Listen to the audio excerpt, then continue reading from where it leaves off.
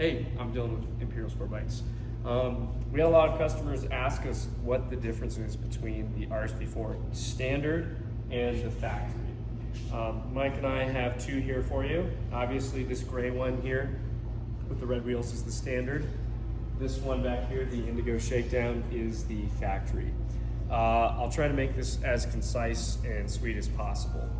The power on these bikes, the motor, and most of the electronics are exactly the same. The difference comes in the price, which the standard is right under 20 versus the factory, which it goes a little bit higher than that.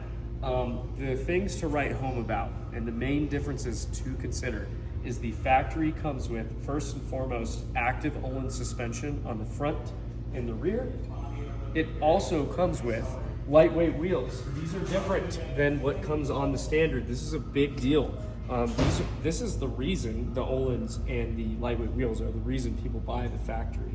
On top of that, yes, you can swap the lightweight wheels onto your standard RSV4. They haven't changed it in a long time.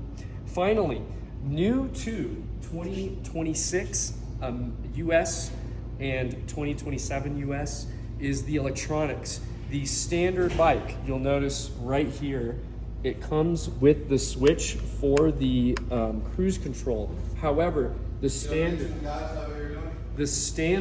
does not come with cruise control. It is in a package that you can purchase. That includes the track pack and the race pack and the comfort pack. Now, in order to install that on your standard, I'll go over that after this. But first and foremost, the factory comes with all of those packages. That includes the GPS, the MIA unit to connect your phone to it, the race package, the track package, and the comfort package, which includes cruise control, the adaptive headlights, slide control, and the race modes, and then finally also the sector by sector race mode they advertised. The track mode unlocks the slide control too, which is the new thing they were talking about this year on this bike. And then obviously the dampening control just comes with the factory because of the active Olins.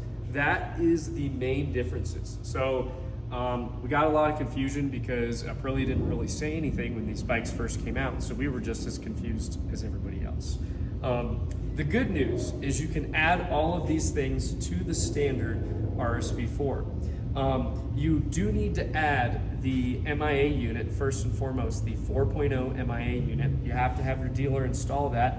Once that's installed, you can download and install, you have to purchase them, the different packs. That includes the comfort pack, which unlocks the cruise control, the track pack, which unlocks the slide control, and then the race pack, basically is what it's called, where you also need to install the GPS to get the sector by sector race mode.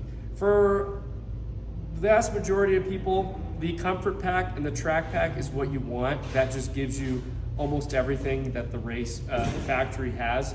In my opinion, very few people will actually need the race pack. And if you really want the race pack, my recommendation is to just buy a factory. It's a beautiful motorcycle. It definitely is worth what it costs. And you don't have to worry about adding all those extra things to the bike to get the full experience. Now, if you are balling on a budget and you just want the motor to go vroom and you're not too worried about the electronics, get the standard. You're not losing any power, it's the same chassis. It's a wonderful, amazing motorcycle, and it's probably not gonna be under 20K for very much longer. So, I'm Dylan with Imperial Sportbikes, and I hope this helps. Because I know it's been quite a confusing year as far as the Aprilia RSV4 release. So hopefully this helps, and take care.